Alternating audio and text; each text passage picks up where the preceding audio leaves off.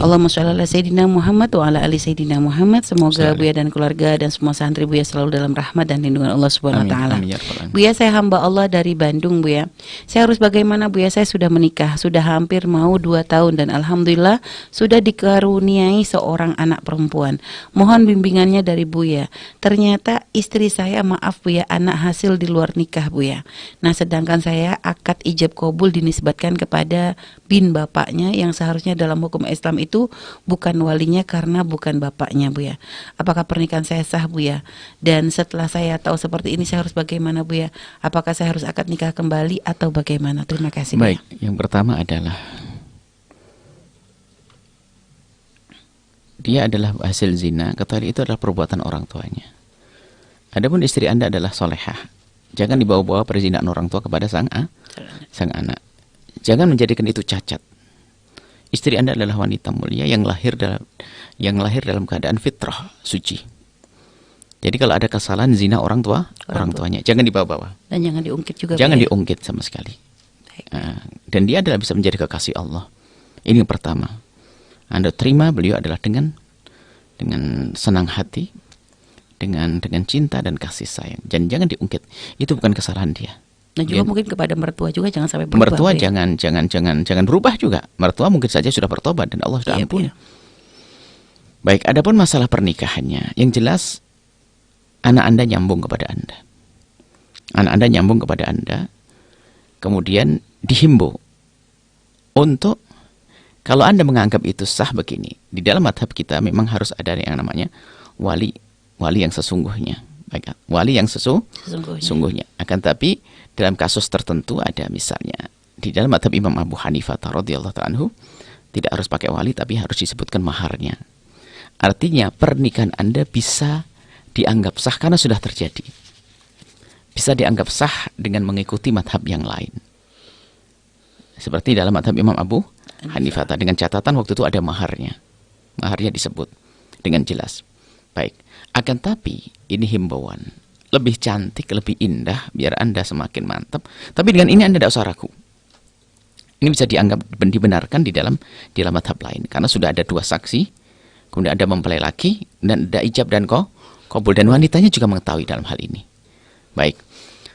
Kemudian, biarpun walinya adalah wali yang tidak sesungguhnya. Akan tapi, bentuk penerimaan seorang wanita ini adalah seorang wanita yang mengetahuinya itu kurang lebih sama dengan dia di saat menikahkan dirinya. Di dalam madhab Imam Abu Hanifah. Artinya, jika kejadiannya sudah seperti Anda ini, maka kita bisa mengatakan, menukil dari para ulama, ini dianggap sah. Tapi jika kejadiannya belum terjadi, jangan nikah seperti itu. Kalau memang bukan sebagai ayahnya, jangan berperan sebagai ayah. Pakai muhakam, iya. Sebagai wali tahkim, iya. Tahkim, kedua mempelai menyerahkan kepada bapaknya yang bukan bapak sungguhnya. Lalu setelah itu berperan sebagai ayah, tapi ada ikrar tahkim tadi, itu sah. Tapi karena kasus seperti ini sudah terjadi, maka pernikahan Anda dianggap sah, anak Anda sambung. Nah, untuk kemantapan dalam madhab Imam Syafi'i, Anda bisa akad baru lagi. Apalagi sudah ada saling tahu dengan istri. Adapun akad barunya Anda bisa datang, misalnya Anda ke Cirebon, Anda tahkim dengan seorang alim di Cirebon atau Ustadz Cirebon nanti yang mengerti masalah ini, langsung saja diambil kontrak. Nggak ada yang tahu. Nggak akan jadi tanda tanya kenapa ngulang lagi. Kalau orang alim bakal ngerti yang demikian itu. Anda datang, nanti seorang alim itu mendatangkan 2 santri untuk jadi saksi, lalu Anda dinikahkan, selesai. Walinya adalah wakil tahkim. Anda menyerahkan diri Anda dengan istri kepada seorang alim, maka alim tersebut yang menikahkan, wahai fulan, aku nikahkan kau dengan ini. Selesai. Ya. Seperti itu. Jadi, kalau Anda seperti itu akan tetap dianggap sah. Nah, kemudian tapi karena kejadian ini sudah terjadi, tapi jangan macam-macam, siapapun jangan melakukan hal seperti ini dengan wali yang salah. Ya. Tapi kalau sudah terjadi, kata oleh Said Alwi, orang awam, apa yang dilakukan oleh orang awam? Ya, jika ada kesalahan, maka jika bisa ditaklidkan dengan madhab lain, biarpun setelah kejadiannya, maka dianggap sah. Karena kemurahan untuk orang awam. Ya, akan tapi, jika belum terjadi, jangan dilakukan. Ya, Kemudian akan tapi lebih baik, lebih indah kalau ikhtiyat Anda berhati-hati, Anda datang kepada orang alim minta dinikahkan kembali, gitu saja. Ya. Tanpa harus Anda bercerita Apa harus keluar dari Bandung, ya? Karena tidak harus keluar dari Bandung. Karena memang tidak ada walinya. Tidak harus keluar dari Bandung. Yang harus keluar dari tempatnya itu adalah kalau ada wali yang sesungguhnya. Sesungguhnya. Baik Bu ya. Dan tadi Bu ya dari pertanyaannya Bu ya, di situ nggak menceritakan bahwa walinya yang bapaknya itu yang menikahkan Bu ya, hanya binnya itu dinisbatkan kepada kalau masalah bapaknya. bin sah-sah saja. Atau binnya misalnya bin untuk menutupi ya. Iya Bu ya. Misalnya ada seorang laki-laki tahu bahasanya perempuan itu adalah bukan anaknya. Cuman dia sudah mendidik sudah lahir, mendidik mulai lahir. Kemudian takut anak ini kecewa dan sebagainya. Akhirnya kemudian sudah dianggap seperti anaknya.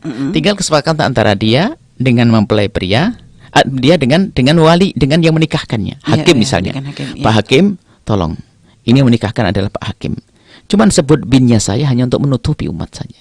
Sehingga seorang hakim mengatakan, ya fulan, ya Ahmad, angkah tuka aku nikahkan kau dengan Azizah binti Abdurrahman. Padahal Abdurrahman bukan bapaknya. Yang penting Azizahnya benar. Itu sah-sah itu saja. sah, Bu ya. Oh sah. Jadi, Ya. Yang penting hakikatnya itu yang menikahkan siapa. Baik Bu ya, subhanallah Bu ya. Baik, kepada hamba Allah dari Bandung ya, semoga apa yang disampaikan bisa Anda pahami. Intinya yang harus sampaikan, dalam menikahkan pun seorang harus bijak dan alim, punya ilmu. Jangan sampai di saat pernikahan malah membongkar aibnya orang. Karena ketidakmengertiannya, alasannya menjalankan syariat. Masalah perwalian, lu salah dong ini, ya Allah, binnya kok nggak benar. Ini bukan anaknya, nggak usah begitulah. Ini menunjukkan nggak pernah belajar. Kalau di orang alim akan dimengerti. Begitu mudah menyelesaikan solusinya. Ada ilmunya. Biarpun bukan bapaknya bisa dikemas kok sebagai bapak. Tapi bukan bapak dengan tahkim misalnya. Misalnya mohon maaf, ada seorang bapak.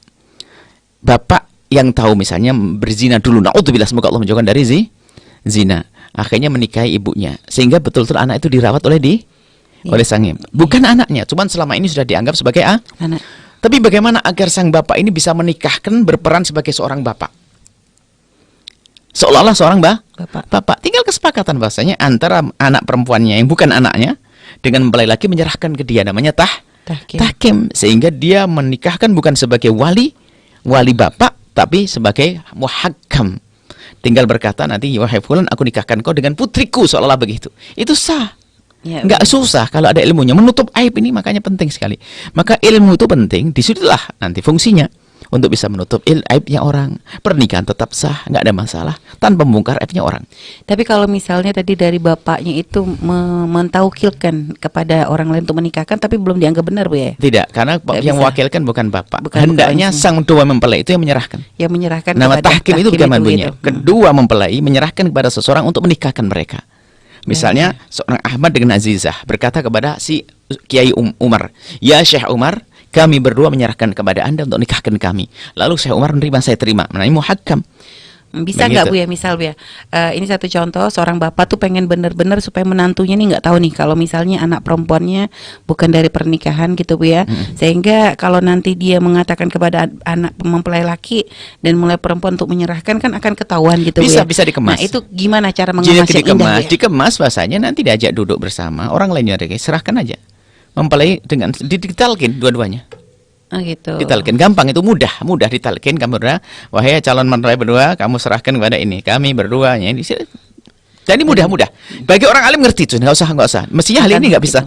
Sebab orang awam kadang suudon. Oh kalau begitu nanti dianggap itu, wah ini anak zina dan sebagainya. Hal-hal semacam ini adalah hanya dipegang oleh orang alim yang mengerti.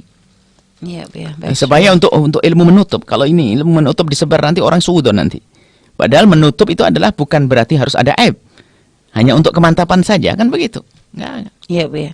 Karena subhanallah Bu ya, kita sering mendengar berita dan juga membaca Bu ya, banyak sekali kadang anak-anak yang memang hasil pernikahan yang bukan hasil pernikahan seperti itu dibongkarnya adalah dalam pernikahannya. Memang kita sering pernah kita perang di atasnya karena kebodohan. Ya, makanya seorang ilmu itu penting. Ilmu itu menutup aib itu begitu mudahnya masalah pernikahan diselesaikan. Tanpa harus membongkar aibnya sama sekali. Ada. Makanya kami himbau, makanya kami selalu sampaikan ini. Tolonglah ayo, bertanya kepada yang mengerti dalam hal ini. Apalagi ya, belajarnya juga setengah-setengah, suka berfatwa, akhirnya ngerusak. Bahkan suatu ketika, ya namanya ilmu, biarpun orang punya ilmu mungkin lupa. Pernah kejadian kita melihat langsung histeris kiainya itu. Histeris, karena apa? Setelah kami bisikin bahwasanya ini nasabnya tidak sambung kiai. Dengan pernikahan ini adalah tidak sah. Astaghfirullahaladzim. Kan saking waroknya itu kiai, tapi kan histeris, orang kan kaget ada apa. Maka harus ditarik entar di. Oh iya kayaknya. Jadi kadang-kadang memang ilmu ini harus ilmu terlatih. Artinya apa? Bahkan dalam keadaan mendesak pun mungkin orang bisa bisa menutupi aib dengan cara ilmunya tentunya. Intinya kepada semuanya, awas, jangan berani membongkar aibnya siapapun. Aib perzinaan, hati-hati. Ya. Allah akan bongkar aib kita. Maksudnya Allah akan, itu dosa besar. Tapi sebaliknya, menjadilah juru-juru penutup aib. Karena apa?